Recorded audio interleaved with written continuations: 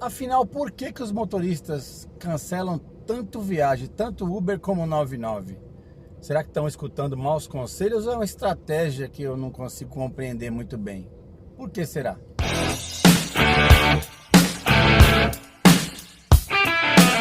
Olá pessoal, Marcelo Tavares e hoje eu quero conversar aqui como passageiro, né? Eu quero trazer aqui uma situação que aconteceu com a minha filha no último final de semana, que me incomodou e eu queria entender exatamente qual que é essa estratégia que não entra na minha cabeça, né?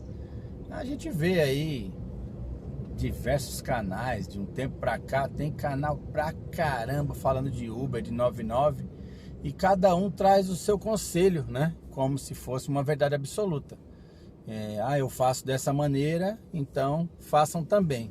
Então, é uma responsabilidade grande, porque para quem está começando, eu sei, quando eu comecei há 6 anos atrás, você tenta se espelhar em alguém, né? Tentar saber se alguém tem experiência suficiente, apesar que no meu tempo tinha pouquíssimos canais. E aí o cara pode se influenciar por algum conselho, né? Só que eu sempre bato nessa tecla. Se eu dou um conselho errado e o cara for banido do aplicativo, eu não vou ter condições de dar um suporte para esse cara que ficou sem o trabalho dele, que às vezes financiou um carro acreditando no aplicativo e por uma conduta que talvez achasse que estava correta, dançou. Então eu posso citar alguns exemplos aqui. Uma moça que alugou o carro esses dias lá com a gente, ela estava com a nota muito baixa na Uber. Quando ela me mandou o print, eu falei, nossa, mas a sua nota está muito baixa, era tipo 20% de solicitação aceita, era um absurdo assim. Aí ela falou, não é que eu estava indo para o Brás e tocava o tempo todo e eu recusava. Aí eu expliquei para ela, ó, quando você estiver indo para lá, se for o caso, né, aceita a primeira. Quando você aceitar a primeira, ela fecha com você e não entra mais nenhum. Ela falou, pô, não sabia, tá vendo? Ela escutou algum conselho de alguém que falou assim, cancele mesmo, selecione. Então ela estava achando que estava fazendo a coisa certa, estava fazendo a coisa que ia prejudicar a si própria. Então ela ia acabar sendo banida por uma avaliação ruim, e isso todo mundo sabe que não tem volta. Então esse é um ponto, né? Mas o que me chamou a atenção, ó, você vai ver os prints aqui do lado, era muito cancelamento. Ela foi para uma balada, não era tão tarde, era 2 da manhã. E aí chamava e cancelava. Hoje eu moro aqui perto da Vila Formosa e a Uber também não ajuda, né? A Uber coloca Aricanduva, né? E não é que Aricanduva é um lugar ruim, mas tem cara que acha que é lá para trás do shopping Aricanduva, é um lugar perigoso e pelo menos eu não penso assim. Você sabe muito bem o que eu penso sobre a tradicional quebrada, a famosa quebrada que eu faço regularmente. Mas respeito também. Só que tem um detalhe, uma coisa que não entra na minha cabeça, sei lá, talvez eu seja muito cabeça dura, não consigo entender o seguinte: se o cidadão se compromete a trabalhar só à noite, como eu tenho motorista que às vezes fala para mim assim, eu não quero alugar com você porque tem esse compromisso e meu negócio é noturno. Ok, beleza, eu também já trabalhei os 2 primeiros anos só na madrugada. Se o cara trabalha à noite e ele tem medo, sabe? Não é que não tem que ter medo, tudo bem, né? Tem que orar e vigiar, não é isso? Tem que tomar cuidado, tem que tomar certas precauções, porque à noite é diferente, todo gato é pardo. Então, mas por que não trabalha no horário comercial?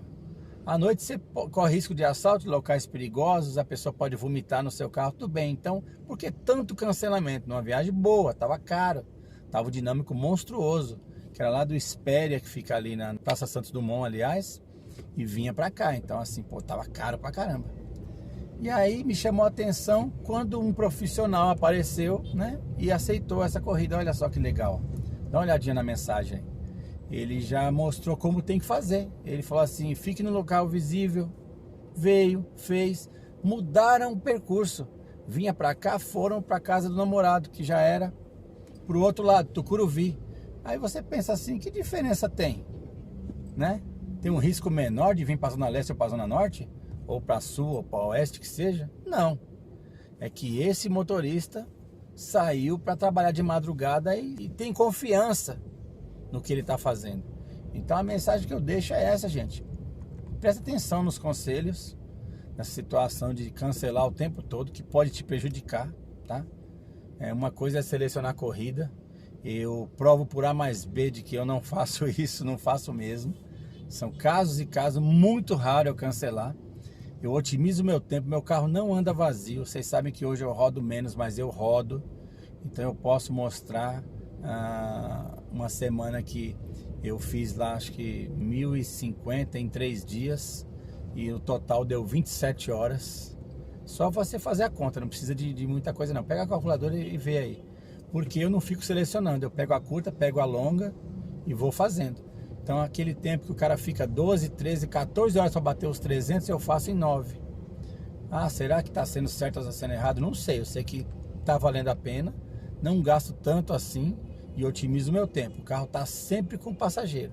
E quando eu bato a meta, eu paro. Não fico crescendo o olho e querer fazer tanto absurdo assim, tanto valor, para não ficar tantas horas parado. É dessa maneira que eu trabalho.